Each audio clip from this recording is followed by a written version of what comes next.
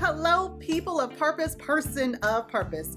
Thank you all so much for joining me. My name is Torrie, and I am a certified life coach, and I am uniquely qualified to share with you the ways, the tips, the tricks of how I overcame, or at least can get through, my arrogance, anger, pride, and fear. On this channel, I want to help you cop your purpose.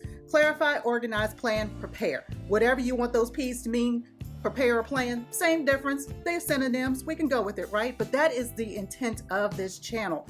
In today's episode, I'm going to share with you a embarrassing moment in history, but it was a pivotal moment that helped me to transform my thinking and the lens of which I looked at my emotions and reactions.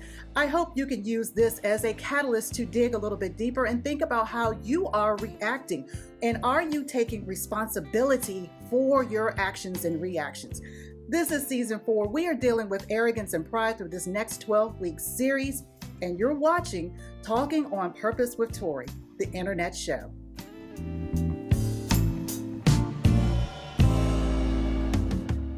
My pride is like a seeded watermelon rolling down a hill, or at least it was, but it would continue to go and pick up some more arrogance and speed as it went along until it hit a wall, burst, and splattered onto any and every one that it came in contact with. Allow me to share my aha moment with you, and I hope you might get a giggle out of it. It was summer, July 2007. I believe our oldest was about to go into the 4th grade that year. And I decided, because it was going to be a hot day here in the Commonwealth of Virginia, and if you live in Virginia or anywhere on the East Coast South, you understand what hot means. So I decided that I was going to go to the grocery store, get that out of the way and done early in the morning. Had my list, had my coupons. Yes, honey. Walk up and down the aisles, gather all the things that we're going to need for that day and beyond.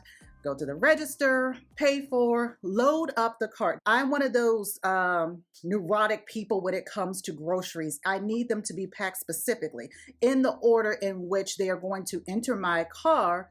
And then once I get them in the car, organize them by the way they need to come in the house. Yeah, I stressed out about that, okay? Pay for my items, walk out the store. And out of the corner of my eye, I see this watermelon just careening down the parking lot. And I look back at the store, and sure enough, there is a bin of watermelon. So my first thought was, okay, maybe it rolled out of that. But then I noticed that there's a woman also walking with a cart full of groceries. And I'm thinking, oh my gosh. So I get her attention. I'm like, hey, ma'am, is that your watermelon rolling down the hill? And she looks at me, she sees it, it's a little bit beyond her, and she says, no, it's not.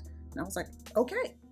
I continue to take my cart to the car, and as I'm watching this watermelon, it finally hits the bottom of the hill, crashes onto a tree, splits wide open, and I immediately see squirrels and other things just kind of come at it because it's breakfast. There's a buffet. Wow, that watermelon looked like right, like the magenta color of it. I was like, that is just really pretty. I'm sure that's going to taste really, really good.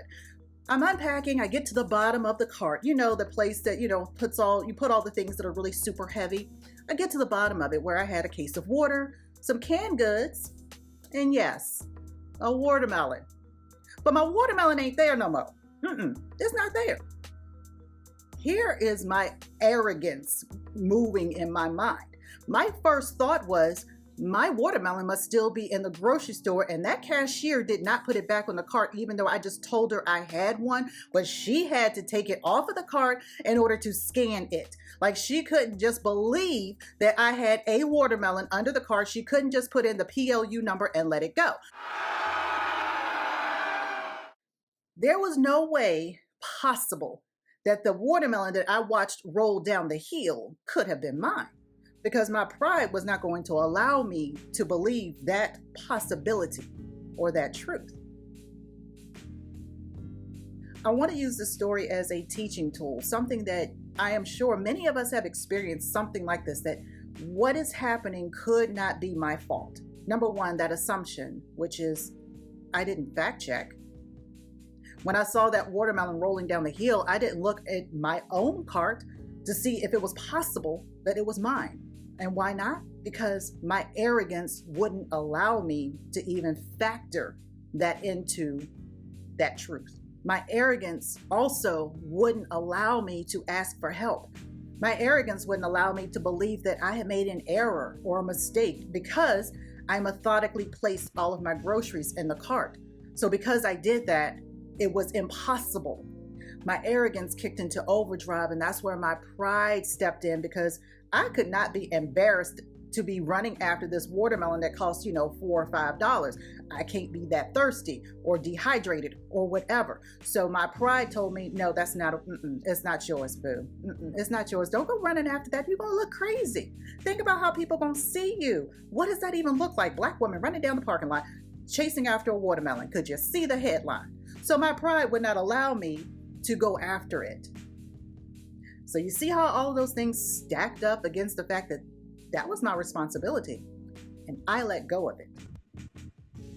I held back so much of myself from so many people for so long that watermelon was literally my breaking point. It was the point in which I realized that God had been trying to speak to me, and He used the most creative way possible to really get my attention. I am grateful, very, very grateful that lesson was taught in that manner versus in a different way, because I want you to think about your watermelon moments, the seeds in your watermelon, if you will. And where are they spreading? Where are they going? What's going to happen when your watermelon of arrogance and pride rolls down a hill, hits a wall, and bursts? What's going to happen? Have you arrogantly watched something go because you don't want to take responsibility or claim it as your own? Don't think too deeply.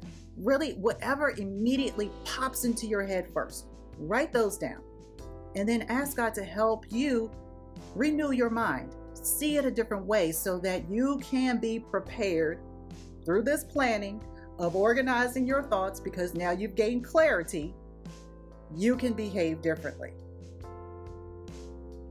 I hope that you tuned into the podcast from yesterday on Our Given Purpose, the podcast. I had special guest, a fantastic woman of faith, a college student, Elizabeth Owusu of Gracefully Broken. If you have not had a chance to listen to that, please go back in all major platforms, Apple, Google, Pandora, all of those, okay? Tomorrow, please tune in again, all major platforms, Our Given Purpose, the podcast, where I talk about the danger of being unaware of our pride and arrogance.